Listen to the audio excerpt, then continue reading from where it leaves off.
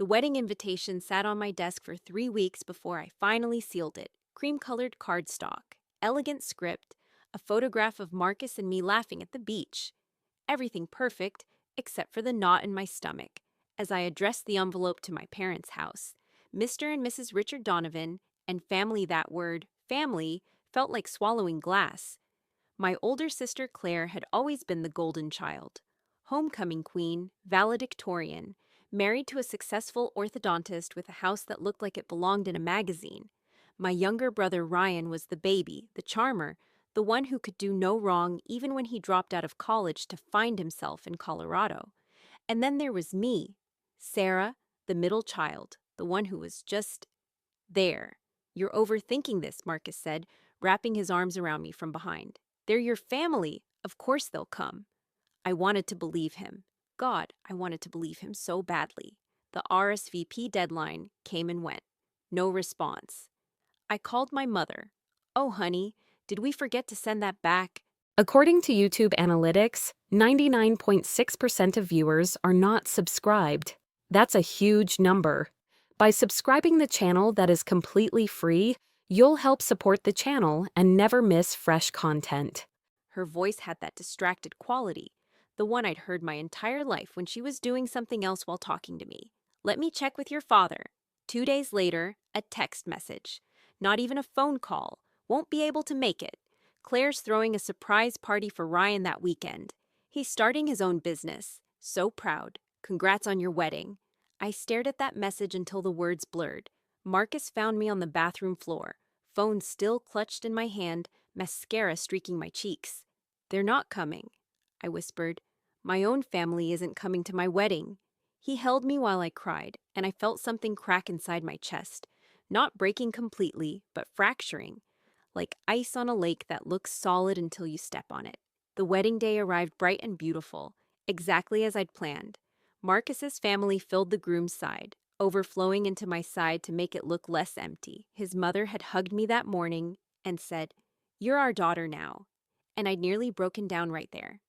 During the ceremony, when the officiant asked if anyone objected, my eyes involuntarily flickered to the empty seats where my parents should have been, where Claire and her perfect family should have been, where Ryan should have been. No one objected. Of course not.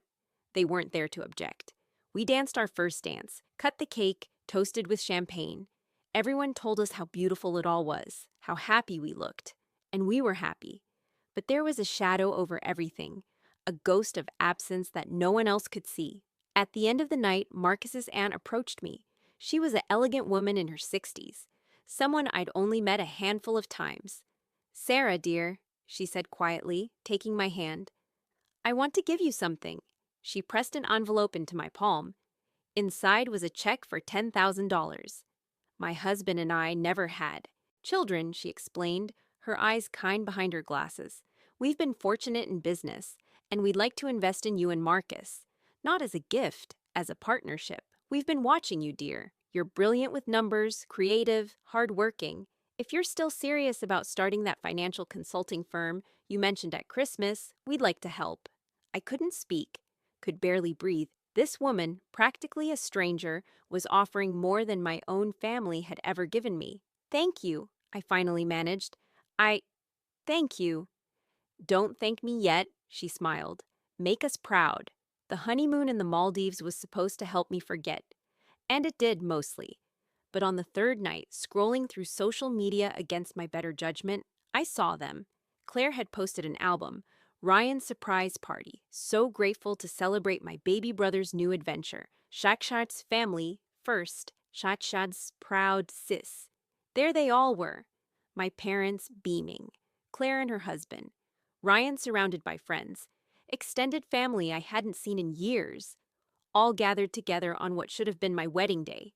The caption on one photo gutted me. "Nothing's more important than family." Marcus found me on the balcony, phone dark in my lap, staring at the ocean. "They chose," I said simply. It wasn't about scheduling. They chose him over me. They chose a party over my wedding. He sat beside me, silent. Because what could he say? We both knew I was right. When we returned home, I made a decision. I wouldn't chase them anymore, wouldn't beg for scraps of attention, wouldn't twist myself into knots trying to be worthy of their love. I would pour everything, all that hurt, all that rejection, into building something real. Marcus's aunt and uncle, Aunt Judith and Uncle Tom, became my mentors. Tom had built a successful investment firm from nothing, and Judith had run the operations side with brilliant efficiency. They saw something in me that my own family never had: potential. "You understand people," Judith told me during one of our weekly coffee meetings. "You read situations, anticipate needs. That's not something you can teach." I worked 16-hour days building Donovan Financial Consulting. I learned everything I could about wealth management, investment strategy, tax optimization. Marcus was finishing his master's in engineering and working full-time, but he supported me completely. On the hardest days, when imposter syndrome screamed that I was nobody, that I'd never be good enough, he'd remind me, "You're already good enough. Now you're just proving it to yourself." My parents called once in those first 6 months. My mother, her voice bright and oblivious. "Sarah, we haven't heard from you in forever. Claire's pregnant with her third. Can you believe it? You should come to the gender reveal party next month." "I can't," I said flatly. "I'm working." "Oh, honey, you work too much. It's not healthy. You need balance, like your sister. She makes time for family." The irony was so thick I could choke on it. "Mom, you didn't come to my wedding." A pause. Then, "Sarah, don't be dramatic. We explained about Ryan's party. Surely you're over that by now. It's been months." "6 months," I said. "You missed my wedding 6 months ago, and this is the first time you've called." "Well, we've been busy. Life doesn't stop, you know." Anyway, about the gender reveal, "I have to go." I hung up before she could finish. I didn't call back. Neither did they. The first year was brutal. Client acquisition, building reputation, managing finances on a shoestring budget. But slowly, steadily, things began to shift.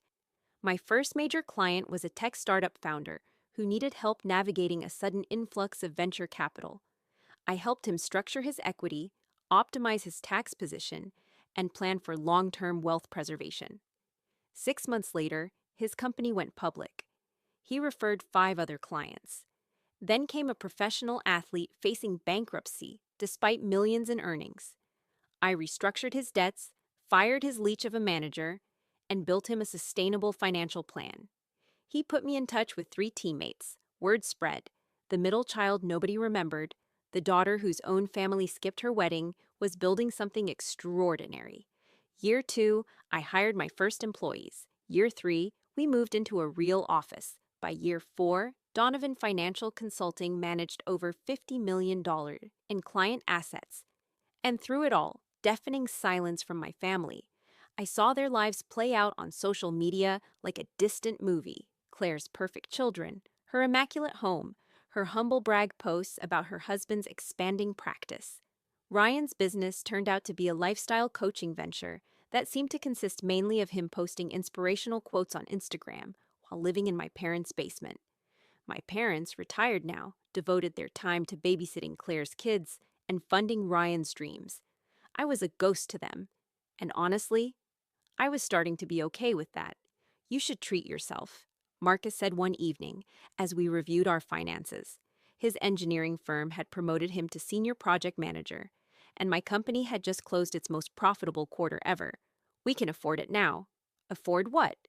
"Something fun, something that makes you happy, something that says, 'We made it.'" I thought about it for maybe 3 seconds. "I want a Porsche." He laughed, then realized I was serious. "Really?" "Really. A 911. Guards red. When I was a kid, my dad had a client who drove one. I remember watching it pull up and thinking it was the most beautiful thing I'd ever seen.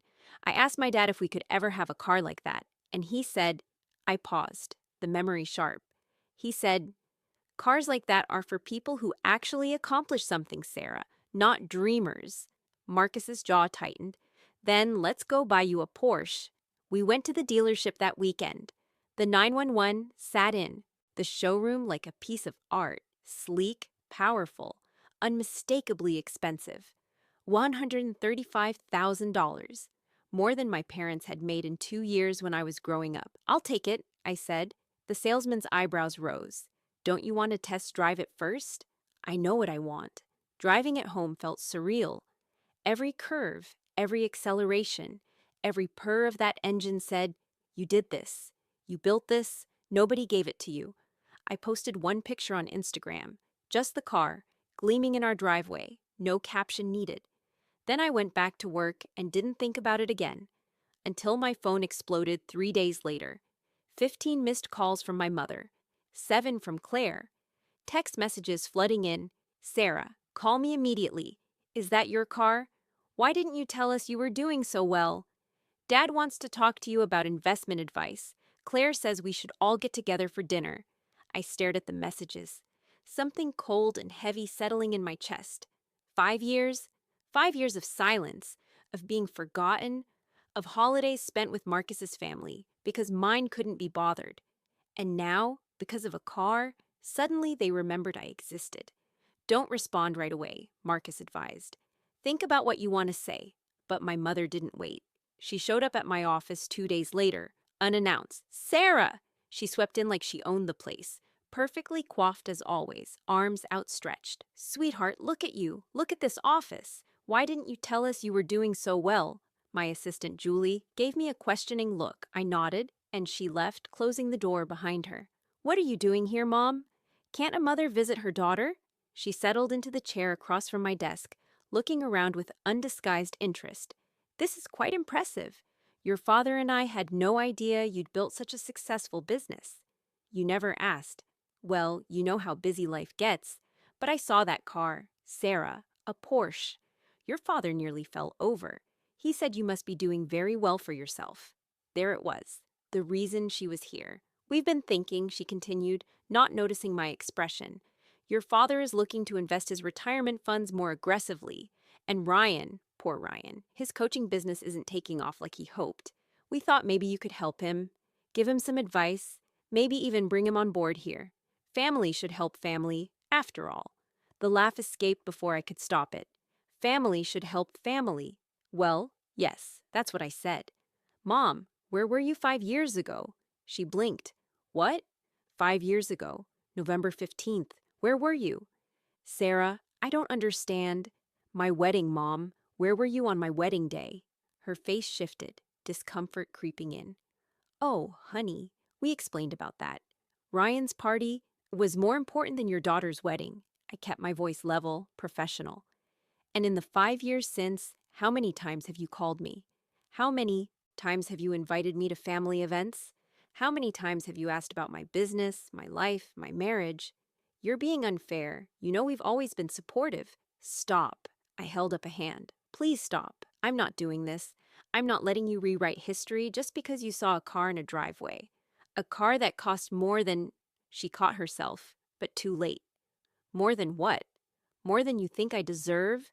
More than someone like me should have? That's not what I meant. But it's what you've always thought, isn't it? That I was just average, forgettable, not special like Claire with her perfect family, or Ryan with his potential. Just Sarah, who never quite measured up. You're being dramatic. We love you. We've always loved you. Love isn't just words, Mom. It's showing up. It's being there. It's choosing someone. I stood up, moving to the window.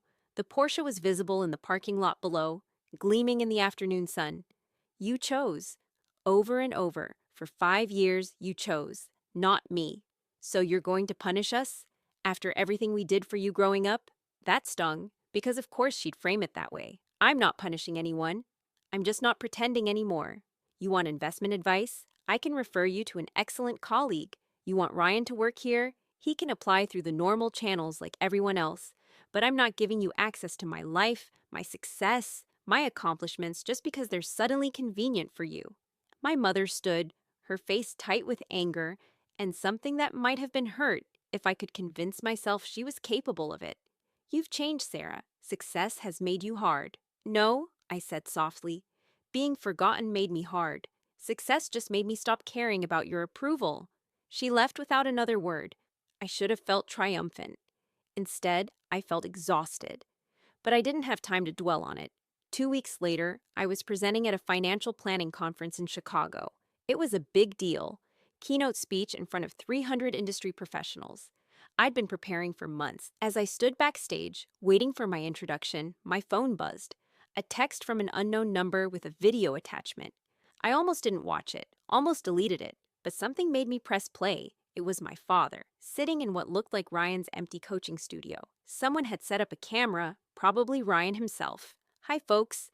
This is Richard Donovan, and welcome to Ryan Donovan's Success Channel. Today I'm talking about family values and supporting our children's dreams. He went on, talking about how he and my mother had always encouraged their children to pursue their passions, how they'd sacrificed to help Ryan build his business, how family support was the key to success. The date stamp on the video was from 2 days ago. It had 127 views. I watched it 3 times, each viewing making the truth clearer. They were using me. Or rather, they were trying to. My success, my company, my hard-earned reputation, they wanted to attach themselves to it, to use it to legitimize Ryan's failing venture. The conference organizer called my name. I put the phone away and walked onto that stage, and I gave the best presentation of my life. Because I wasn't performing for them anymore. I was performing for me. When I returned home, Marcus had news. You got an email from the mayor's office, he said carefully. They want to honor you at the annual Business Excellence Awards. You're being named Young Entrepreneur of the Year. I sat down hard. What? There's more. The local news wants to interview you. And he handed me his laptop, pulled up to a Forbes article. You made the 30 under 30 list for finance. The room spun slightly. Forbes, the mayor. 5 years of brutal work, of refusing to give up, of building something real. It was all coming together. We have to go public with this, Marcus said. Press release, social media, the works. This is huge, Sarah.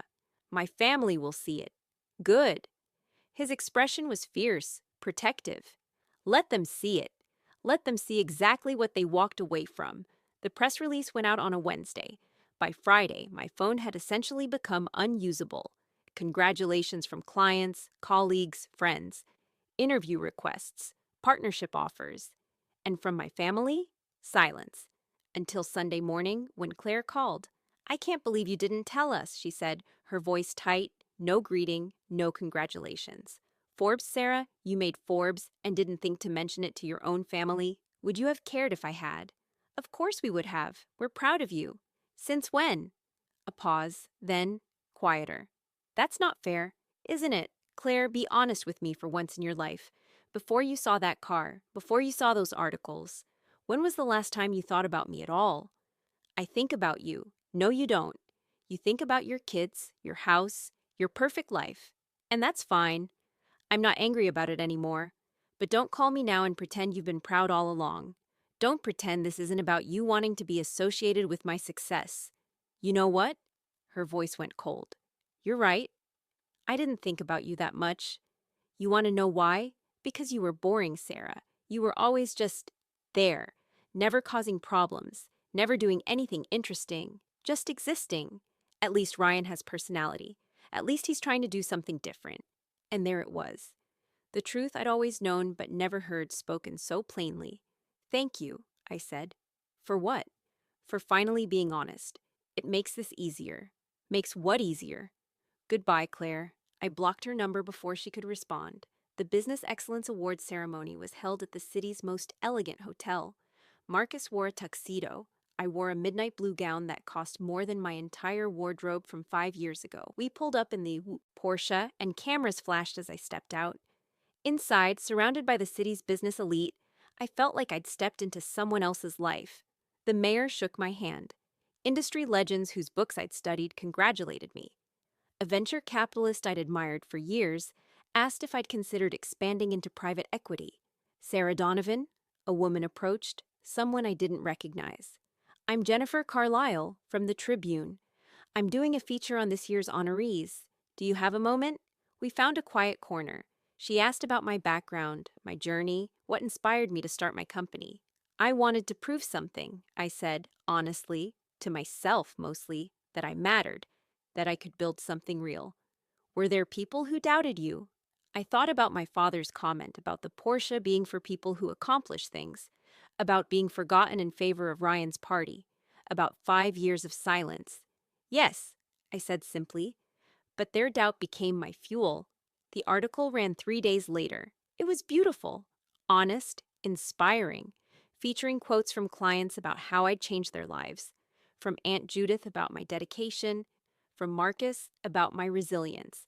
My parents sent it to me with a text. Why would you make us look bad like this? Family problems should stay private. I didn't respond.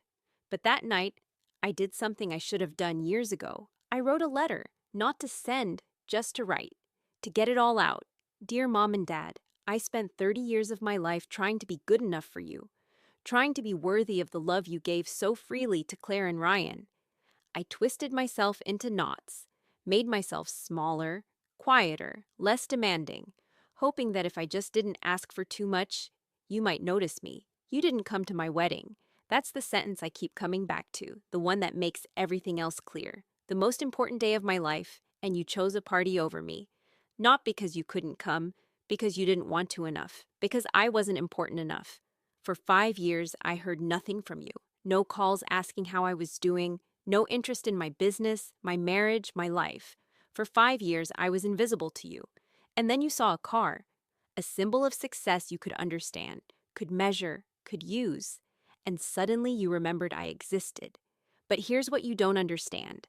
I don't need your approval anymore. I don't need you to be proud of me. I already know my worth. I built something real, something meaningful, not to prove anything to you, but to prove it to myself. The daughter you forgot became someone remarkable. Not because of you, despite you. I hope you're happy with your choices. I'm finally happy with mine. Sarah, I never send it. But writing it set something free inside me. The months that followed brought more success than I'd ever imagined. My company grew. Marcus and I bought a house. Not as big as Claire's, but ours, built on work and love and mutual respect. We talked about starting a family, and my parents, I heard through the grapevine that Ryan's coaching business finally collapsed, that my father had lost money on bad investments he'd made without professional advice, that Claire's marriage was struggling, her husband's practice facing a lawsuit. I felt no satisfaction in their troubles, no vindication, just nothing. They were strangers to me now, people I used to know in another life. Then, almost exactly 6 years after my wedding, I received an unexpected visitor.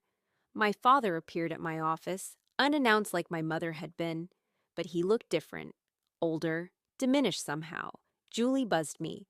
Your father is here? Should I send him in? I almost said no, almost had her turn him away, but curiosity won. He entered my office slowly, taking in the space, the view, the success I'd built. When he finally looked at me, I saw something I'd never seen before in his eyes. Regret. Sarah. His voice was rough. Thank you for seeing me. I waited, saying nothing. I owe you an apology. He sat down, uninvited, and suddenly he looked ancient. Many apologies. Your mother and I, we failed you. As parents, we failed you. Yes, I said simply.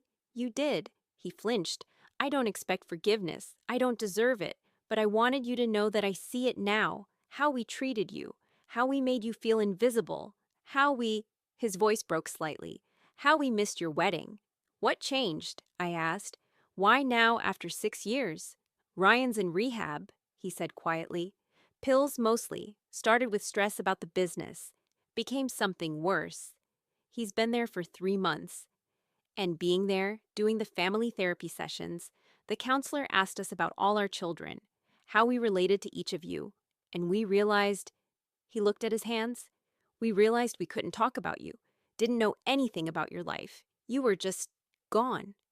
I've been gone for 6 years, Dad, right here in the same city, but gone. I know. He met my eyes. I know, and it's our fault. We took you for granted. Assumed you'd always be there, waiting for us to notice you. And when you stopped waiting, we told ourselves you were the problem. You'd gotten too big for your family, too successful to care about us. Did you believe that? I wanted to. He wiped his eyes roughly. Easier than admitting we'd lost you through our own actions. Easier than facing what we'd done. We sat in silence for a long moment. I'm not here to ask you to forgive us, he finally said, or to let us back into your life. I'm here because you deserve to hear the truth. You were an amazing daughter, and we were terrible parents to you. Your success, your accomplishments, the person you've become, none of that is because of us. It's despite us, and I'm sorrier than I can ever express. He stood to leave, then paused. For what it's worth, I'm proud of you. I know I don't have the right to be, but I am. You're extraordinary, Sarah. You always were. We just couldn't see it. After he left, I sat in my office for a long time, watching the sunset paint the sky gold and crimson. I thought about that scared girl addressing a wedding invitation, hoping desperately that her family would choose her. About the woman who'd cried on a bathroom floor, feeling worthless and forgotten. About the journey between that girl and this woman, the pain and work and growth it had required. The old Sarah would have taken him back immediately, grateful for any crumb of attention, would have forgiven everything just to have a family again. But I wasn't that Sarah anymore. That evening, Marcus found me on our back patio, curled up with tea and silence. "Your dad came by?" he asked gently. He apologized, really apologized, not the fake kind. "How do you feel?" "Sad," I said after a moment. Sad for what could have been. Sad for that girl who just wanted her parents to show up. But also, I smiled slightly, grateful, because their rejection forced me to become someone I'm actually proud of, someone strong, someone who doesn't need validation from people who can't give it. "Are you going to forgive them?" "I don't know, maybe someday. But I don't need to decide that now." I took his hand. For years I thought there was something wrong with me, that I was fundamentally unlovable, that their inability to see me meant I wasn't worth seeing. And now I know the truth. They couldn't see me because they weren't looking. And that was never my failure. It was theirs. 3 months later, I received an invitation in the mail. Ryan was getting out of rehab, and my parents were hosting a small family dinner to celebrate his recovery. The invitation was handwritten by my mother, not just addressed generically. "Sarah and Marcus, we understand if you can't come or don't want to, but we wanted you to know you're invited. No pressure, no expectations. We miss you. Love, Mom." Marcus looked at the invitation, then at me. "What do you want to do?" I thought about it carefully. I want to go, not because I've forgiven everything, not because we're suddenly a happy family, but because maybe, possibly, we can start building something new, something honest. "You sure?" "No," I admitted, "but I'm sure I don't want to carry this anger forever. It's heavy, and I'm tired." The dinner was awkward, stilted, filled with careful conversations and unspoken hurt. Ryan looked fragile, apologetic, genuinely changed by whatever he'd faced in rehab. Claire was subdued, her perfect facade cracked to reveal someone struggling and human. My parents were tentative, treating me like a guest rather than a daughter. But at the end of the night, as Marcus and I prepared to leave, my mother hugged me, really hugged me, tight and desperate. "Thank you for coming," she whispered. "Thank you for giving us a chance." I didn't say, "You're welcome." Didn't say it was okay, because it wasn't. But I did say, "We'll see how it goes." It was honest. It was real. It was a beginning. Driving home in the Porsche, Marcus asked, "Any regrets?" I thought about the question seriously.